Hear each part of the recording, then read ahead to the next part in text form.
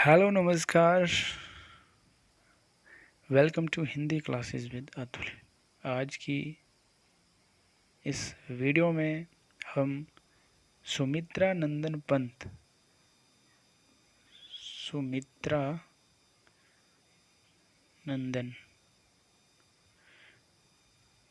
पंत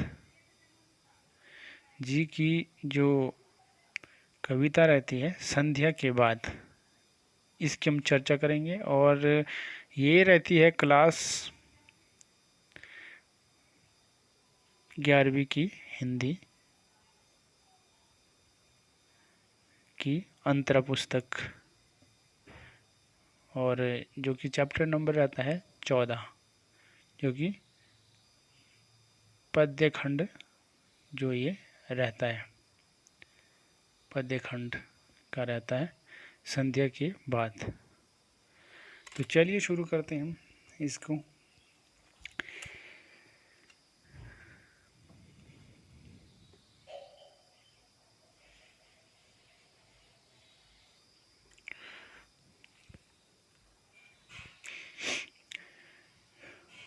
सिमटा पंख सांझ की लाली, जा बैठी अरु तरु शिखर पर, ताम्रपर्ण पीपल से शतमुख, झरते चंचल स्वर्णम निर्झर।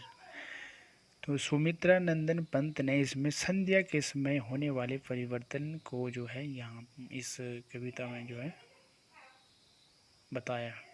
कहते हैं कि सिमटा पंख सांझ की लाली, जा बैठी अब तरु शिखर पर। यानी कि क्या होता है, जब शाम के समय सूर्य की जो है लालिमा होती है, वह दूर स्थित जो पेड़ है पहाड़ों में, वहाँ पे जब पड़ती है तो ये सीधे ही क्या करती है, जब सूर्य डूबने वाला होता है, जो क्षितिज में जो संध्या के जो समय जो लालिमा होती है, वो सीधी जाकर कहाँ पे पेड़ होता है, वहाँ पे जो है उनकी चोटियों में जो है जाकर जो है बैठती है। यानी कि सूर्य की जो है चमक, संध्या के समय सूर्य जो है लाल रंग का दिखाई देता है, और उस समय जो है ऐसा लगता है मानो जा बैठी तरु शिखर पर। यानी कि ऐसा लगता है मानो जो है जो लालिमा है जो बैठी है पेड़ों के ऊपर, जो लाल रंग की, ऐसा लगता है जैसे कि कोई जो है वहाँ पे पक्षी बैठा हुआ है। कहाँ पर? पेड़ की चोटियों पर। ताम्रपर्ण पीपल से शतमुख, झरते चंचल स्वर्णिम निर्झर। कवि कह रहा है कि आगे कह रहा है कि जो पीपल का पेड़ होता है, या पीपल के पेड़ के जो पत्ते होते हैं ताम्रपर्ण, उनके तांबे की रंग, यानी कि पीले पीपल के जो पत्ते होते हैं ताम्रपर्ण कहा गया है, यानी कि तांबे की तरह, और पीले कहा गया है।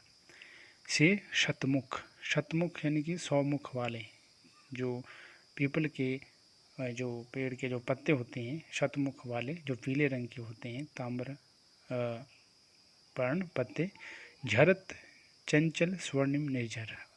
जब वह झड़ते हैं, झरत यानी कि झड़ना, जब झड़ते हैं तो चंचल स्वर्णिम निर्झर, ऐसा लगता है जैसे कि वह क्या हो रहे हैं, बह रहे हैं, वो किसकी तरह, पानी की तरह, निर्झर करके झरझर करते हुए जो है बह रहे हो। आगे है, ये तो था हमारा पहला। अब सेकंड करेंगे हम यहाँ से शुरू, और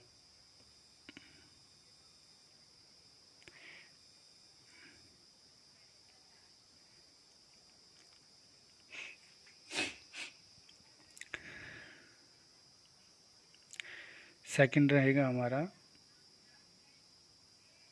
यहाँ तक। ज्योति स्तंभ सा धंस सरिता में, सूर्य क्षितिज पर होता ओझल, वृहद जिह विशलथ कैंचुल सा, लगता चित कबरा गंगा जल। कवि सुमित्रानंदन पंत इसमें कह रहे हैं कि आगे क्या कह रहे हैं, ज्योति स्तव सा धंस सरिता में, सूर्य क्षितिज पर होता ओझल, बृहत जेह विषलथ केंचुल सा, लगता चित कबरा गंगा जल। सुमित्रानंदन पंत जी कहते हैं कि ज्योतिष तब सा धंस सरिता में, यानी कि जो है संध्या के समय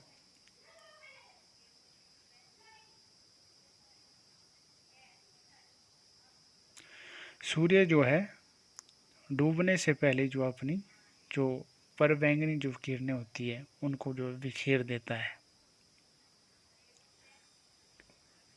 सूर्य क्षितिज पर होता ओझल, यानी कि संध्या के समय जब सूर्य की जब डूबने वाला होता है तो उस समय क्या करता है, क्षितिज में उसकी जो परवैंगनी किरणें होती है, वो बैंगनी रंग की किरणें होती है, वो जो है चारों ओर जो है फैला देता है। और उससे वृहद जेह विषलथ केंचुल सा, और वह किरणें सीधे जो है गंगा नदी के तट पर जो वहाँ पे रेत होता है उसके ऊपर पड़ती है। और रेत में से जब हवा वहाँ से गुजर कर जाती है तो लहराते हुए, तो क्या होता है, कैंचुल सी जो है आकार का जो है दिखाई देता है वहाँ पे जो दृश्य, जैसे कि वहाँ पे जो है कोई रेंग के चला हुआ गया हो। जैसे सांप होता है, सांप यदि रेंगता है तो वो पीछे मिट्टी में उसके निशान जो है छोड़कर चला जाता है। उसी प्रकार इसमें कहा गया है कि जब सूर्य की किरणें पड़ती है कहाँ पे, जो गंगा के तट के किनारे जो रेत है वहाँ पे जब पड़ती है रेत में से, तो जब हवा होकर वहाँ से गुजरती है तो सर्पीले आकार में, तो ऐसा लगता है जैसे कि वहाँ पे कोई अजगर या चितकबरा जो है या सांप जो है वहाँ से होकर जो गुजर कर चला गया हो और उसके वहाँ पे निशान हो। आगे नेक्स्ट है,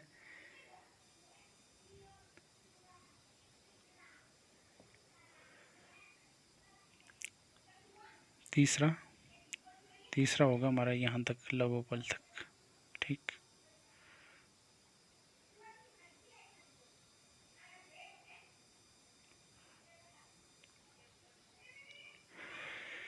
धूप छां के रंग की रेती, अनिल उर्मियों से सर्पाकित, नील लहरियों में लोड़ित, पीला जल रजत जलद से बिंबित, सींकता सलील समीर सदा से, सनही पाश में बंधे समुज्वल, अनील पिघल कर सलील सलील, ज्यों गति द्रव खो बन गया लवोपल।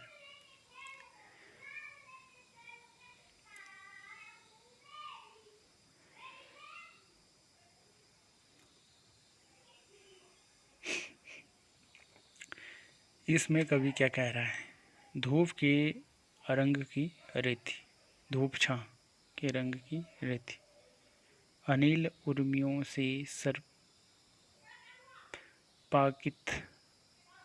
नील लहरियों में लोड़ित। कवि कहता है कि गंगा के लवोपल, यहाँ तक है ना। कवि इसमें क्या कह रहा है, कवि कह रहा है कि गंगा के किनारे के रेतीली मैदान पर तेज हवाओं से लहरों की तरह चलने से रेत इस तरह बिछाई गई है मानो विशाल सांप उस पर रेंग कर गया हो। ठीक, रेत लहरों की तरह ऊंचा नीचा बिखरा पड़ा है।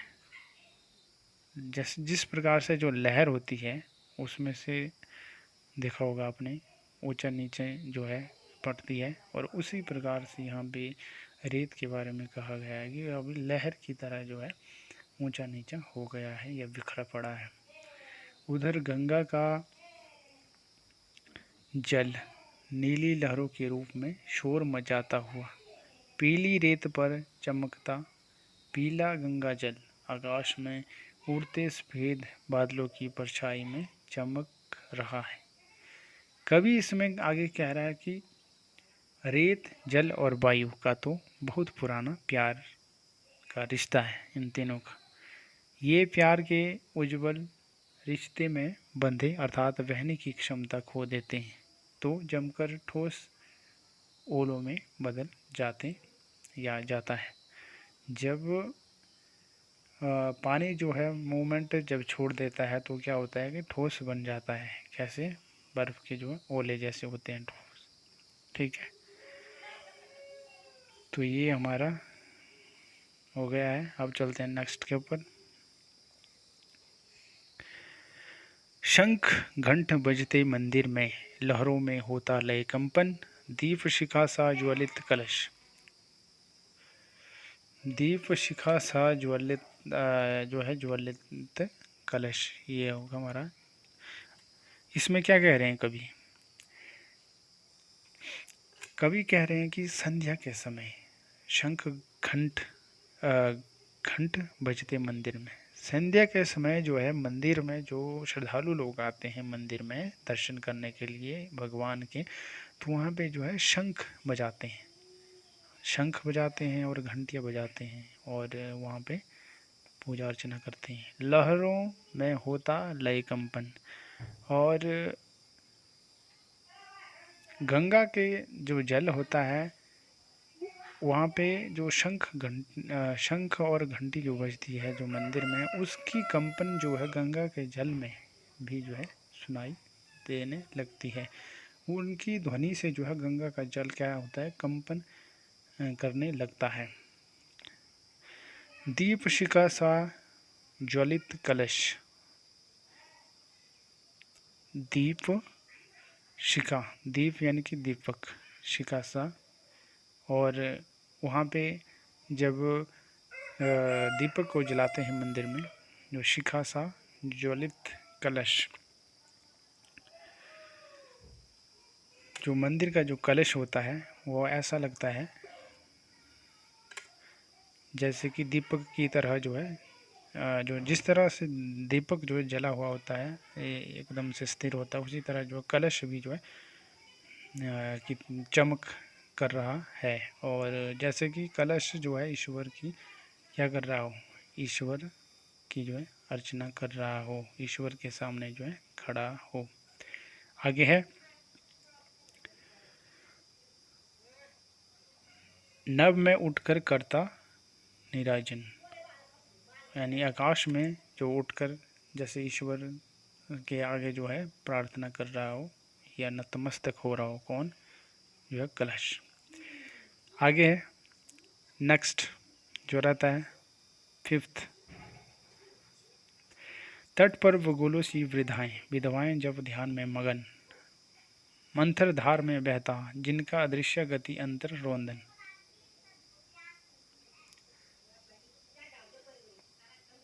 दूर तमस रेखाओं सी उड़ती पंखों की गति सी चित्रित, सोन खगों की पांति, आर्द्र ध्वनि से नीरव नभ करती मुखरित। इसमें कवि क्या कह रहा है? कवि कहता है कि संध्या के समय क्या होता है कि यहाँ पे तट पर बगुलों सी वृद्धाएं, यानी कि जो विधवाएं हैं या बूढ़ी औरतें हैं, वो क्या है, जो बगुले होते हैं श्वेत रंग, यानी सफ़ेद रंग के जो होते हैं जैसे पंखों वाले, तो उस तरह से यहाँ पे वृद्धाएं जो है नदी के किनारे तट पर जब खड़ी हुई हैं तो ऐसे लगते हैं उनके बाल या उनकी जो कपड़े वस्त्र हैं या बाल है जो सफ़ेद हुए होते हैं, तो ऐसे लगते हैं जैसे कि कोई बगुले हैं। विधवाएं जब ध्यान में मगन, विधवाएं जो है क्या कर रही है, जब और ध्यान में जो है मगन है, वो जो पूजा अर्चना में। मंथर धार में बहता,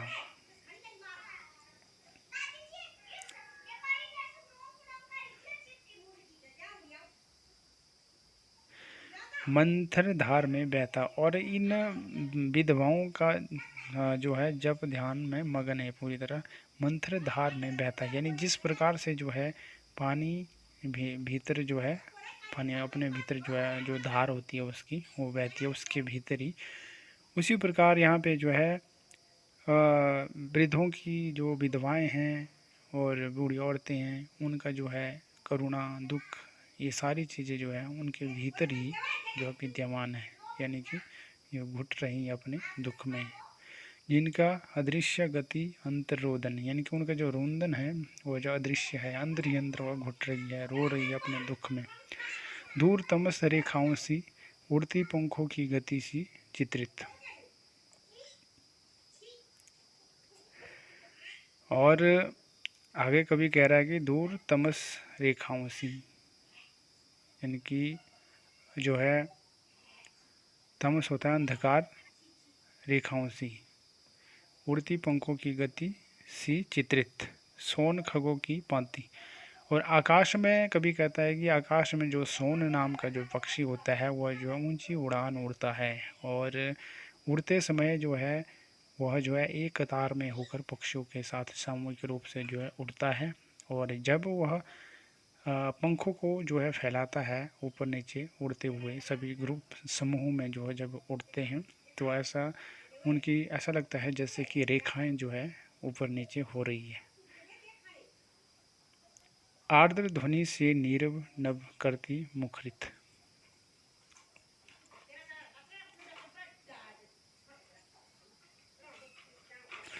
और इनके पक्षी होने का प्रमाण तभी मिलता है जब ये आर्द्र स्वर में करुणा भरे स्वर में, यानी कि एक साथ बोलकर आकाश में गुंजित कर देते हैं। जब ये बोलते हैं पक्षी जो गुंजन करते हैं, आवाज़ करते हैं, तब लगता है कि यह पक्षी है। ऐसे ये जब उड़ते हैं एक सामूहिक रूप में पक्षियों के झुंडों में तो ऐसा लगता है जैसे रेखाएं जो है ऊपर नीचे हो रही है और आकाश में जो रेखा बनी हुई हो।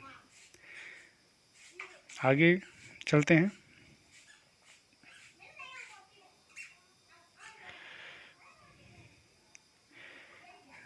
जो सिक्स्थ रहता है हमारा आगे,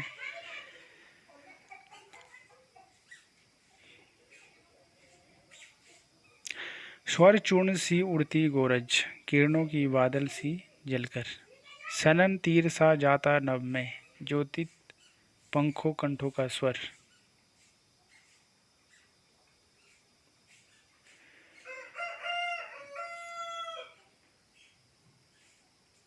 इसमें कवि कह रहे हैं कि क्या कह रहे हैं, स्वर्ण चूर्ण सी उड़ती गोरज। कवि कहता है कि चारागाह से वापिस गांव की ओर आती गऊओं के पाँवों की धूल, अर्थात गोरज, गोरज को कहते हैं यहाँ पे पान जो है जो धूल कण होते हैं जो मिट्टी के, उसको कहा गया है स्वर्ण चूर्ण सी उड़ती गोरज। गौ के पैर की जो धूल है उसको यहाँ पे गोरज कहा गया है। किरणों की बादल सी जलकर,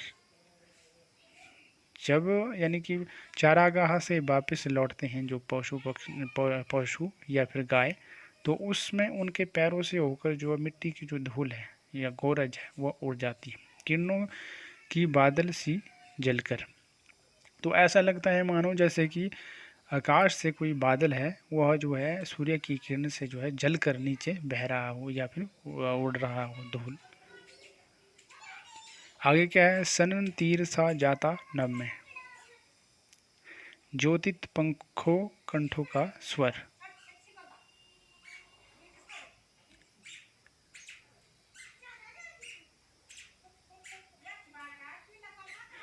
आगे कह रहे हैं कि डूबते सूर्य की रोशनी में नहाए पंखों वाले पक्षियों की आवाज़ें, और मंदिर में आरती का दीपक जलाए भक्तों की आवाज़ें आकाश में तीर की तरह तेजी से प्रवेश जो है करती जाती है। सनन तीर सा जाता नभ में, ज्योतित पंखों कंठों का स्वर।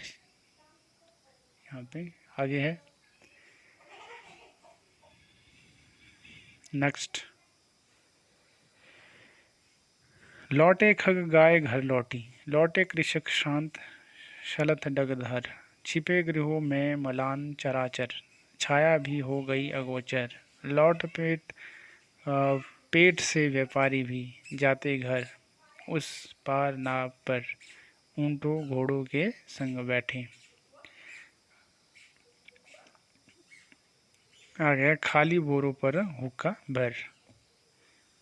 इसमें क्या कह रहे हैं कभी?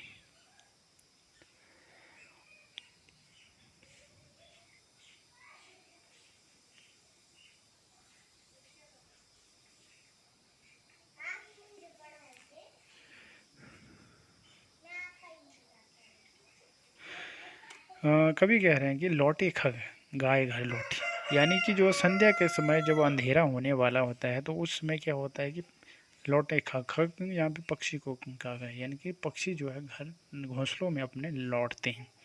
गाय घर लौटी, और गाय भी अपने जो है तबेले में जो है लौट कर आती है। और लौटे कृषक शांत शलथ डगधर, और जो खेतों में काम करने वाले जो कृषक होते हैं वो भी थक हार के जो है अपने घर जो है पहुंच जाते हैं। छिपे गृहों में मलान चराचर, और अपने जो है घरों में जो है छिप जाते हैं। मलान चराचर पूरी ऐसा लगता है जैसे कि सब कुछ जो है शांति ही शांति चारों ओर फैली हुई, जब अंधकार जब फैल जाता है। छाया भी हो गई अगोचर, अब तो छाया भी जो है चली गई है, जैसे कि धूप जब डूब जाता है, सूर्य डूब जाता है संध्या के समय, तो क्या होता है छाया भी नज़र नहीं आने लगती और अंधेरा अंधेरा छा जाता है। तो तब यहाँ पे कह रहे हैं कि लौट पेट से व्यापारी भी, अब यहाँ पे क्या कर रहे हैं कि व्यापारी लोग भी जो है अपने जो है जहाँ वो व्यापार करते थे वहाँ से लौट कर जो है घर की ओर आ गए हैं। जाते घर उस पार नाव पर, और कुछ व्यापारी जो है घर जाते हुए नाव नदी में से जो है नाव में से बैठकर उस पार चले जाते हैं। और कुछ क्या करते हैं, ऊँटों घोड़ों के संग बैठे हैं, अपने ऊँटों और घोड़ों में बैठकर खाली बोरों पर हुक्का भर, यानी कि हुक्का भर के जो है पीते हैं। उन्होंने शायद यहीं रहना है ऊँटों के साथ ही। झाड़ू का भर, यहाँ तक ये हो गया हमारा। तो हमारे 7 जो है ये कंप्लीट हो चुके हैं पद्य पद। अब आगे चलते हैं नेक्स्ट के ऊपर।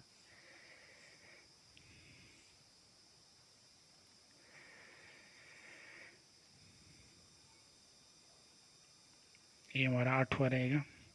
जाड़ों की सूनी द्वाभा में झूल रही निशी छाया गहरी, डूब रहे निष्प्रभ विषाद में, खेत बाग गृही तरु तट लहरी।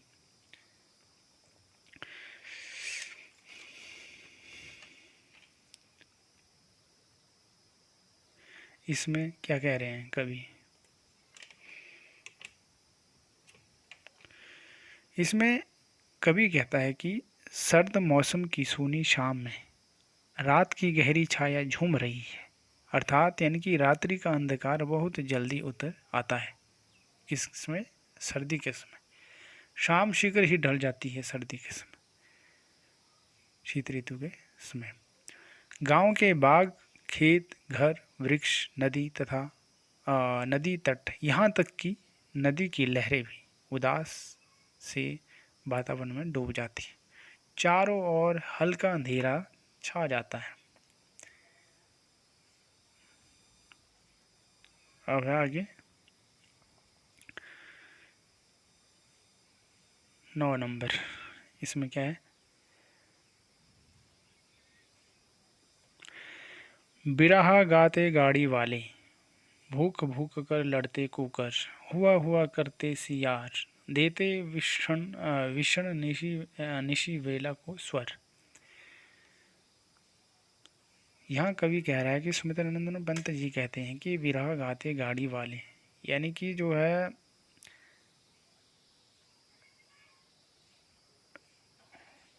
बैलगाड़ी पर बैठे विरह गाड़ी वाले, यानी कि बैलगाड़ी पर बैठे जो लोग हैं वह बाज़ार से आ रहे हैं, कोई जो है खेतों से आ रहा है, यानी कि लौट बैठ जो बैलगाड़ी में बैठ कर आ रहा है, उसकी यहाँ पे बात हो रही है।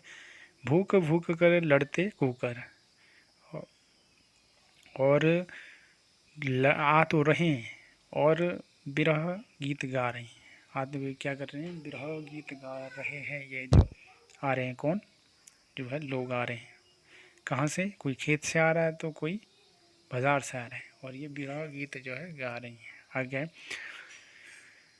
भूख भूख कर लड़ते कुकर, यानी कि भौंक भौंक कर जो है कुत्ते जो है लड़ रहे हैं। कुकर यहाँ पे कुत्ते को कहते हैं।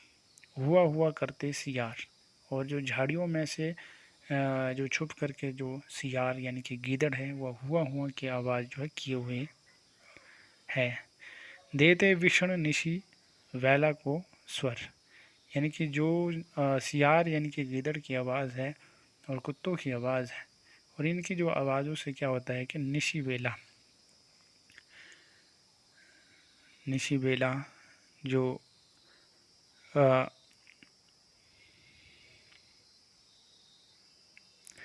रात के समय जो निशी बहते हैं रात को, रात के समय जो है स्वर गूंज उठा है कि इनकी जो कोई हुआ हुआ कर रहा है, कोई जो है भौं भौं कर रहा है। इनकी आवाज़ों से, कुत्तों और गीदड़ों की आवाज़ों से जो है सारा जो है सारी रात जो है इनको जो है स्वर मिल रहा है निशी बेला को। आगे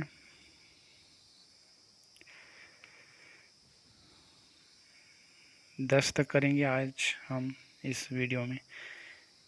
माली की मड़ई से उठ, नभ के नीचे नभ सी धुमाली, मंद पवन में तिरती, नीली रेशम की सी हल्की जाली।